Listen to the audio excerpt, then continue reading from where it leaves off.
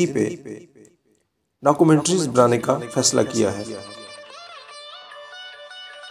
बहुत सारे दोस्त इनके बारे में जानना चाहते हैं। अफलातून एक मुअज़्ज़ज़ और अमीर घराने में पैदा हुआ था। बहुत सारी रवायात के मुताबिक अफलातून का बाप एरिस्टॉन और उसके अबाउ अजदाद का ताल्लुक यूनान के बादशाह कॉरिडस के घराने से था, और इसके अलावा मैसिनिया व मेलांथिसिस से भी इनका मरूसी ताल्लुक बनता था, जो कि बादशाह थे।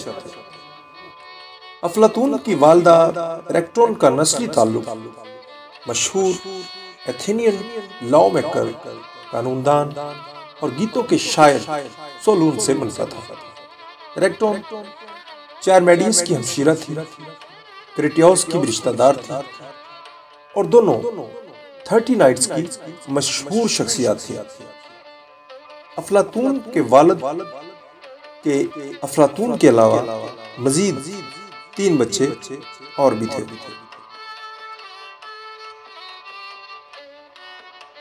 2 बेटे थे, एडिमेंटिस, ग्लाउकॉन, और एक बेटी थी जिसका नाम पोटून था।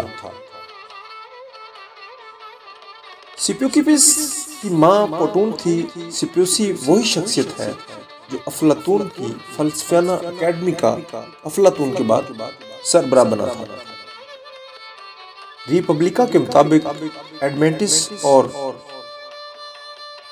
ग्लाउकॉन दोनों अफलातून से इल्हाज उम्र बड़े थे। एक और रवायत के मुताबिक ग्लाउकॉन की उम्र अफलातून से कम लिखी जाती है। इस बात पर वसी पैमाने पर इत्तेफाक की राय है कि कदीम यूनानी फिलोसोफर प्लेटो अफलातून 427 कब्ल मसीह में एथेंस में पैदा हुआ। बाज़ रवायात के मुताबिक वो 423 कब्ल मसीह और 429 कब्ल मसीह के दरमियान एजीनिया में पैदा हुआ। पूरे यूनान में अफलातून के बारे में ये बात मशहूर थी कि वो देवता अपालू का बेटा है।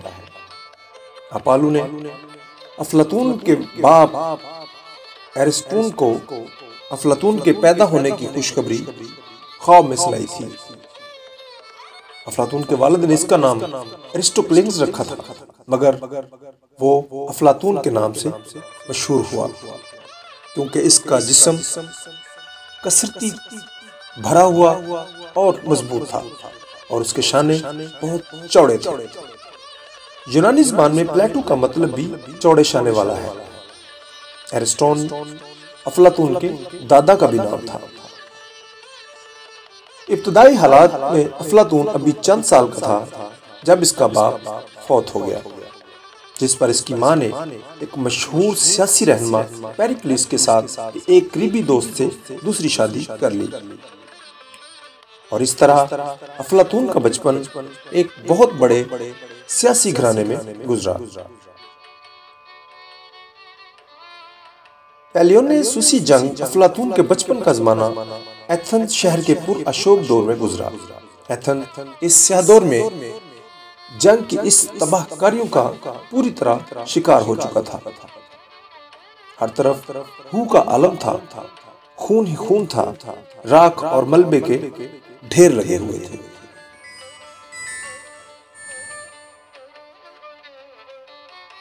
अफलातून के लड़कपन और जवानी का सबसे अहम वाकया पेलियोनेसुसी जंग थी, जिसमें इसने स्पार्टा के खिलाफ जंग में हिस्सा लिया। वो घुड़सवार फौज में शामिल था। जंग में एथेंस को शिकस्त हुई और इसकी अजमत खाक में मिल गई। इसी जंग के दौरान एथेंस में खाना जंगी शुरू हो गई, जिसके बायस इस वक्त की हुकूमत का तख्ता उल्ट दिया गया और इसकी जगह जमहूरियत ने ले ली। एथेंस पर एक तरफ खारजी जंगें अपना असर दिखा रही थीं और दूसरी तरफ दाखिली मुफासिद सर उठाए हुए थे।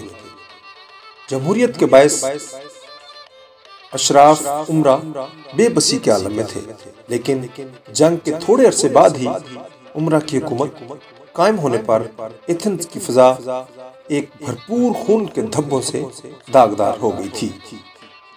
ये हुकूमत 30 उमरा पर मुश्तमिल थी, जिसमें अफलातून के बहुत से रिश्तेदार भी शामिल थे। स्पार्टा कीमा पर बरसे इक़्तिदार आने वाले इस टोले में इसके मामू क्रिटियोस और इसके ताया कार्मेडस की अंधेर नगरी और आखिर में जमहूरियत के दावेदारों के सुकरात के साथ बेहमाना सलूक ने अफलातून को सियासत से मुतनफ़र कर दिया और वो अमली सियासत से हमेशा हमेशा के लिए किनाराकश हो गया। अफलातून के पहले उस्ताद का नाम क्रेटिलिस था, जिसने अफलातून को अक़लियतों के नजरियात का इल्म दिया। अफलातून ने मुरव्विजा तालीम के मुताबिक फन मौसीकी सीखा, मजहबी इखलाकी सूलों पर मबनी होमर की नज़मों को हिफ्ज़ किया।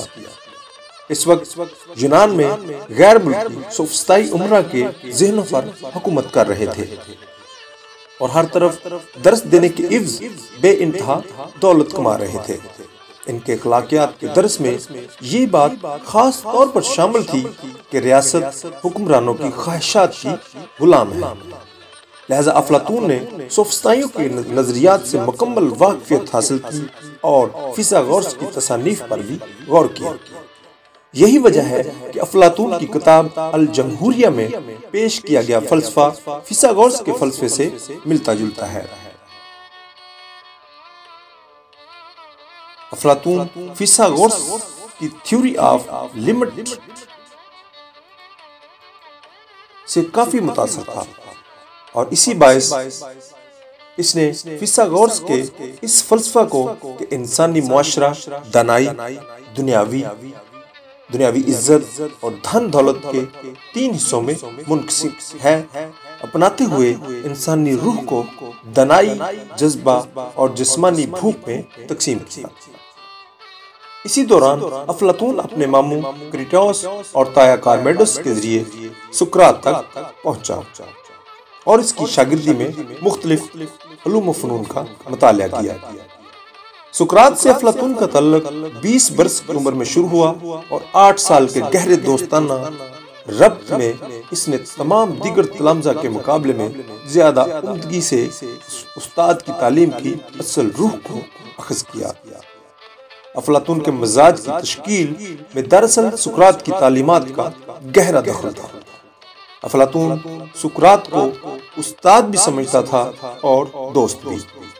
कहा जाता है कि अफलातून ने जवानी में चंद एक अलमिया ड्रामे भी लिखे थे, लेकिन सुकरात के ज़ेरे असर आने के बाद इन्हें ज़ाया कर दिया।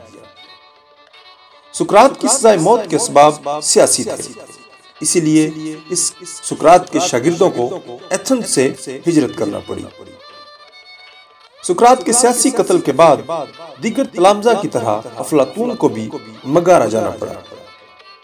मगारा के एक मुकाम योक्लेड में रहकर इसने पारमेंडिस के फलसफे का तफसीली मुतालिया किया। मेगारा में कुछ अरसा क़याम के बाद वो किरवान और मिस्र चला गया और वहाँ फलसफे और रियाजी का इल्म हासिल करके वापस एथेंस आया। फिर जनूबी इटली और सिसिली गया, वहाँ के सियासी और माशरती निज़ामों का तज्जिया किया। इटली में इसकी मुलाकात फिसागोरस से हुई और वो फिसागोरसी फलसफे से रोशनास हुआ। प्रेजेंट टाइम के फिसागोरस नौ आबादी के लोगों से रब्त व ज़ब्त के बायस वो रियाजी में अक्लिदस के कायदों के तरीकों का भी कायल हुआ। वो फिसागोरस के अदाद शुमार के फलसफा से इस कदर मुतासिर था कि एक बाज़ंतीनी के मुताबिक इल्म हिंसा से नवाकिफ शख्स को अफलातून की अकादमी में दाखिला नहीं मिलता था। अफलातून जब सिसिली पहुंचा, इस वक्त वहाँ ड्यूनिसियस की हुकूमत थी। वो एक मतलुल अनान बादशाह था। इसने सरकार थीचियो और यूनानी रियासतों से अच्छे ताल्लुकात इस्तिवा कर रखे थे।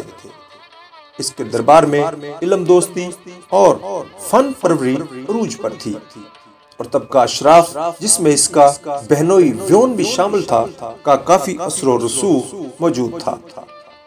व्योन फिसागोरसी जमात से ताल्लुक रखता था और इसी वास्ता से अफलातून को लोइसियस के दरबार में रसाई हासिल हुई।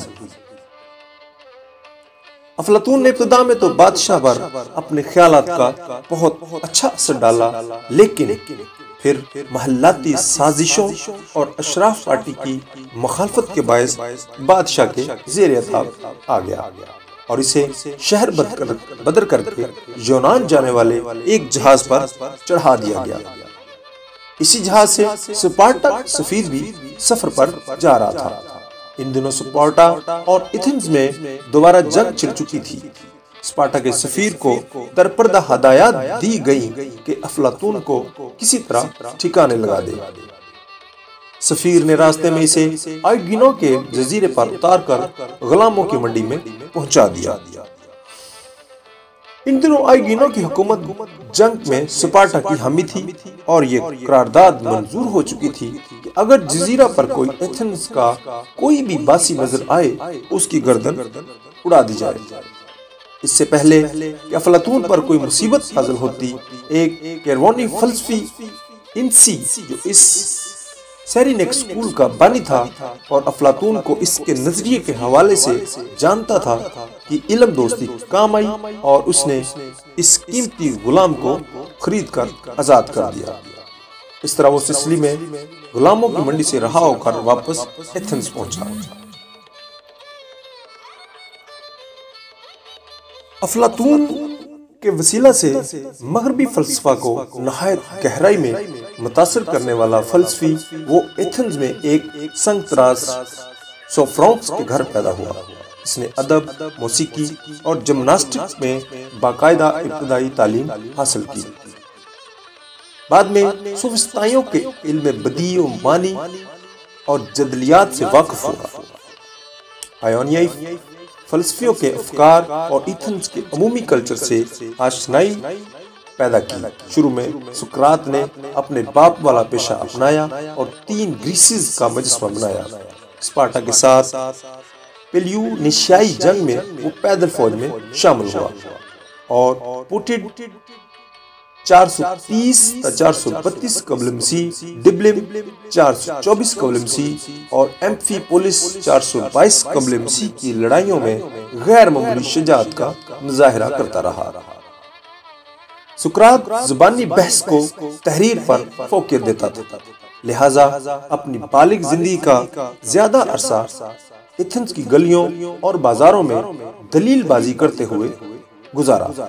सुकरात ज़ाहरी शक्ल सूरत में गैर पुरकशिश और कुताह कामित मगर नहायत मुतफाकिश और खूब मजबूत इंसान था। सुकरात यकीन रखता था कि देवताओं ने इसे फलसफा को मकसद हयात बनाने और तालीम देने के जरिए अपने मुल्क की बेहतरीन अंदाज में खिदमत करने का फरीज़ा सौंपा है। लिहाजा वो अहले एथेंस को तज्जिया नफ्स में लगाने और इनकी रूहानी निगहदाश्त में मसरूफ हो गया। अहमद अकील रूबी सुकरात के बारे में यूं लिखते हैं कि फलसफे की तारीख में एक ऐसा फलसफी गुजरा है जिसने दिल खोल कर बातें की, लेकिन कागज पर एक हरूफ भी नहीं लिखा। हजारों सालों से इसका जिक्र फलसफे की हर किताब में मिलता है। कहा जाता है कि यूनान ने इससे बड़ा आदमी पैदा ही नहीं किया। इसका नाम सुकरात है और ऐसा सादत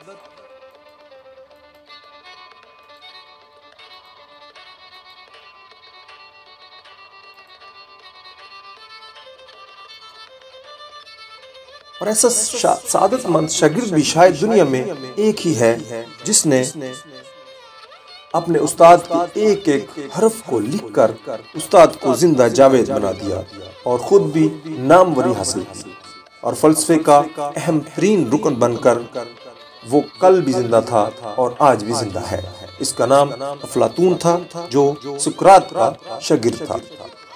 सुकरात 469 कबल मसीह यूनान में सबसे तरक्की याफ्ता रियासत एथेंस में पैदा हुआ। इस एथेंस में जहाँ के लोग आपको जहानत का दुकानदार कहते थे, एथेंस का ये सुनहरी दौर था। फलसफाए फनून लतीफ़ा, इल्म हिकमत अपने पूरे अरूज पर थी। इस सुनहरी दौर में सुकरात एक संतराश के यहाँ पैदा हुआ। माँ दाई थी। सुकरात बड़े मजाक अंदाज में कहा करता था, मैंने अपनी माँ का कारोबार संभाल लिया है। वह अपने आप को फिक्र फहम की दाई कहा करता था।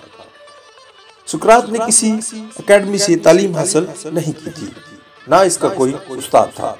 बस वो खुद ही चीजों को देखता रहा। इसके जहन में सवाल उभरते, वो लोगों से इनके जवाब पूछता रहा, सवाल दर सवाल करता रहा और इसी जुस्तजू और तलाश में इसे इसकी मंजिल मिल गई। इसके जहन में शुरू ही से एक चीज की वजह, इसकी इब्तिदा और इसकी इंतहा जानने की लगन पैदा हो गई थी। कायनात क्या है? ये कायनात बनी कैसे? इसे बनाने वाला कौन है? हम कैसे सोचते हैं? ये क्या सोचने की सारी सलाहियत खून और आग में है? वगैरह वगैरह। ये सवालात एनाक्सागोरस ने भी उठाए थे, जिसका ये कहना था कि सारी कायनात अक्ल कुल ने बनाई है। चनाचे सुकरात ने एनाक्सागोरस को पढ़ना शुरू कर दिया, लेकिन बाद में इससे इख्तिलाफ करने लगा। सुकरात का कहना यह था कि वो सारी कायनात को अक्ल कुल की तख्लीक करार देता है, लेकिन फिर कायनात को एथेंस और हवा की तख्लीक देता है और अक्ल कुल से मुनहरफ हो जाता है। सुकरात का ये कहना है कि अक्ल की ही वजह तख्लीक के कायनात है और अक्ल कुल से मर्द खुदा की जात है। सुकरात पहला यूनानी फिलासफर था जिसने खुदा के एक होने का तस्वर पेश किया।